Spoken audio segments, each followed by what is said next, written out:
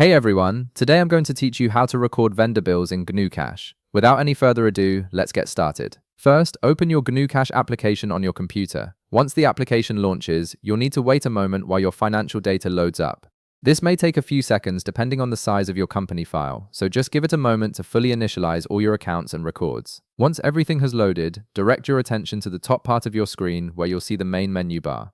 Look for and click on the Business tab. This tab houses all your vendor and customer management features. After clicking, a drop-down menu will appear with several options. From this list, hover your cursor over the vendor option.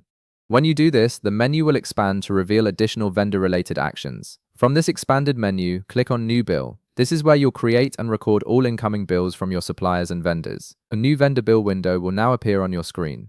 This is where you'll configure all the essential details for the bill you're recording. Start by filling out the required fields at the top of this window. First, choose between a bill or credit note depending on what you're recording. Most of the time, you'll be selecting bill for standard vendor invoices. Next, enter the bill ID in the designated field. This could be the invoice number provided by your vendor, which helps you track and reference this specific bill later. From the drop-down menu, select the date when this bill was opened or received. Accurate dating is important for your financial records and reporting. Now, move down to the billing information section. Here, select the vendor from the drop-down list.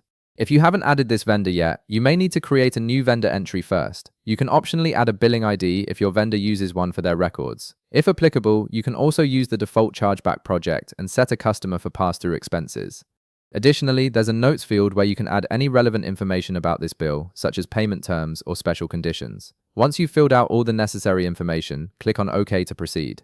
After clicking OK, a vendor bill field will appear below where you can add the line item details for this bill. This is where you'll break down exactly what you're being charged for. Start by adding a description in the description field.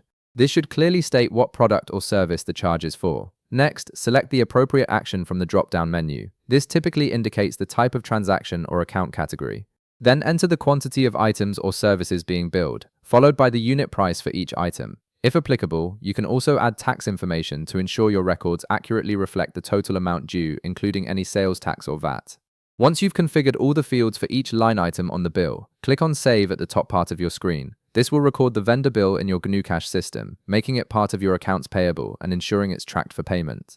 And that's it! You've successfully recorded a vendor bill in Gnucash with all the necessary details for accurate financial tracking. If this video helped you out, be sure to leave a like, subscribe, and I'll see you in the next one.